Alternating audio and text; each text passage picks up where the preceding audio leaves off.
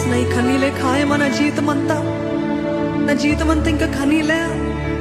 ఈ శ్రమలతోనే నా సహవాసం అని ఇంకెంతకాలం ఈ బ్రతుకని ఆలోచిస్తున్నావా? దేవుడే నీతో మాట్లాడుతున్నాడు, ఇంకొంచెం ఓర్చుకో, ఇంకొంచెం సహించుకో.